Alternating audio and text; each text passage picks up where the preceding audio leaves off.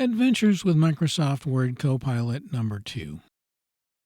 Greetings. I was contemplating writing a story about a young man who meets the one-eyed, one-horned, flying purple people eater when, on a whim, I tossed it to the Copilot function in Microsoft Word. I was surprised. After I read that one, I ran some other prompts by it and decided to record them. This is the second such experiment. So, for your listening and dancing pleasure, The Sailor and the Oilliphéist, a tale of courage and ancient waters.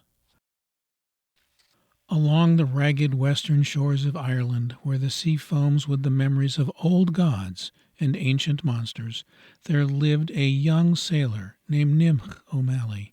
Nimh was as much a part of the sea as the salt in the waves. Her skin browned by the sun and wind, her hair tangled as the kelp that clung to the hull of her family's boat. She had sailed since she was a child, coaxed by her mother's songs of selkies and her father's tales of daring fishermen.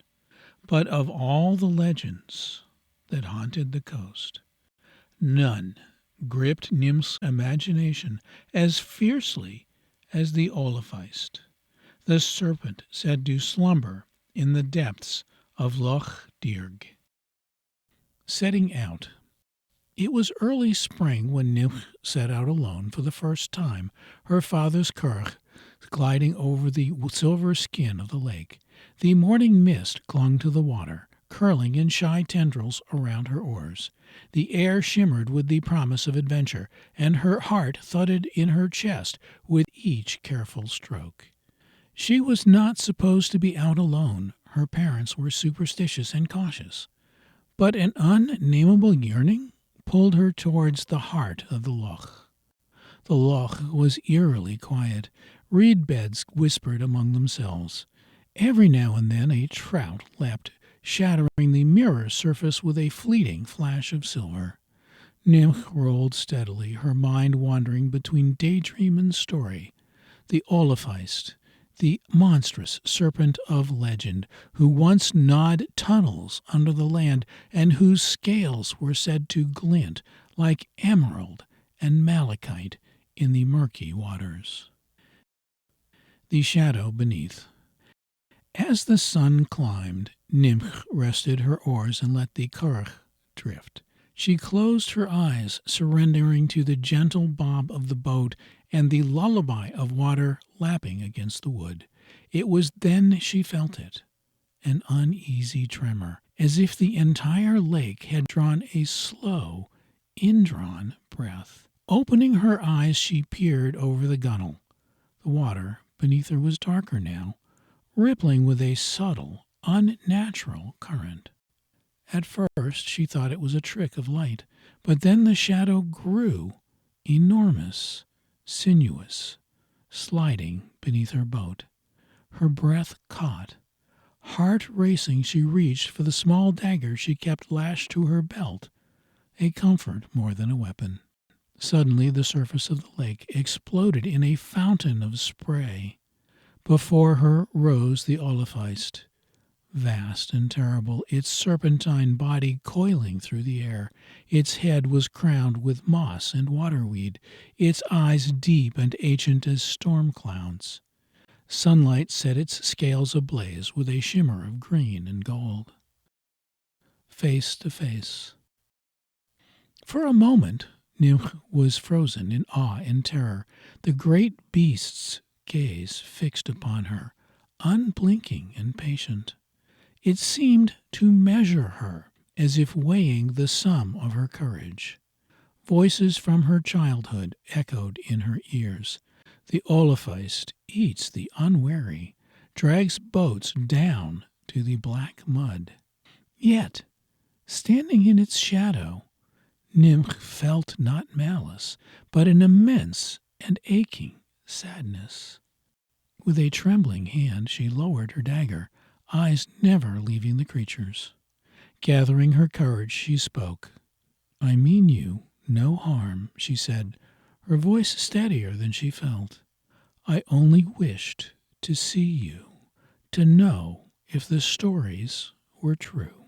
The Oilliphéist's head dipped low, so close she could see the intricate patterns etched along its snout, the marks perhaps of centuries spent dreaming below the waves. Its breath smelled of earth and water, of secrets buried and forgotten. A sound rumbled from its throat, neither growl nor purr, but something older, more resonant. For a heartbeat, human and monster regarded one another in silence. The bargain. Nymph remembered then the old tales, how monsters could be bargained with, how courage sometimes earned respect. Steeling herself, she spoke again. If you let me pass, I'll bring you an offering, a gift from the land above, not gold or silver, but a story or a song or a token of friendship. The Oilliphéist's eyes glinted. It circled the boat thrice, sending ripples spilling onto the planks. Then with a ponderous grace it sank beneath the surface, leaving only a swirl of bubbles and a disturbed silence.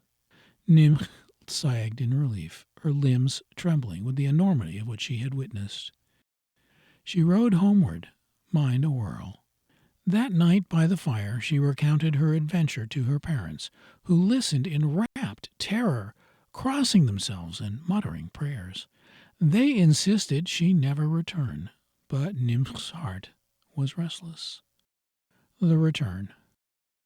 As summer bloomed, Nymph could not forget the Oilliphéist's eyes, wise and sorrowful. She gathered gifts, a silver bell from a wrecked ship, a song she wrote herself, and a small carving of a salmon, sacred fish of knowledge. At dawn she slipped away to the loch, her bundle resting by her feet. She sang her song into the mist, her voice carrying over the still water. She dropped the bell and the carving into the lake, watching the ripples spiral outward.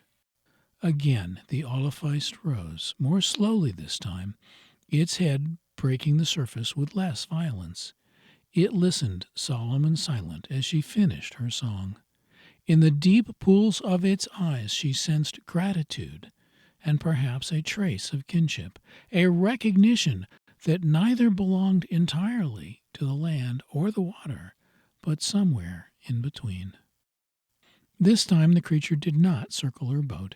Instead it spoke, not in words, but in a vast, echoing silence that filled Nymph's mind with images, ancient forests, the birth of rivers, the slow crawl of time. She understood then that monsters, too, could be lonely. Legacy. From that day forward, Nymph and the Oilliphéist became quiet allies. Fishermen found their nets fuller. Storms seemed less cruel. The Oilliphéist, in turn, was left untroubled, its lake respected by the villagers. As she grew, Nymph became the stuff of legend herself, a sailor whose songs could calm tempests, and whose courage bridged the worlds of myth and mortal. She was neither conqueror nor victim, but a companion to the ancient, forgotten things that still stir in the heart of Ireland's wild places. And on misty mornings, when the water lies glassy and still, some say you can hear her voice singing for the old serpent beneath the lake, weaving new stories into the living tapestry of the loch. Courage is not the absence of fear, but the willingness to meet what lies beneath the surface, whether in a lake or within oneself. Legends may frighten us, but they can also teach, connect, and heal. The preceding piece was created entirely with the Copilot AI function in Microsoft Word from a one-sentence prompt I gave it. I gave it a single sentence, and it did the rest. As we look at AI and what it can do for us, and what it may do to us, this experiment is but a small example of the potential of this powerful tool. It is a tool of great power and, like all tools, may be used for good or evil. Unlike a hammer that can sit on the shelf unused for eons, this one is not going away, and it is up to each of us to decide how we use it. Decide wisely. This is Robert Cherny. Please check out my website, Stagewalker Enterprises. Have a great day.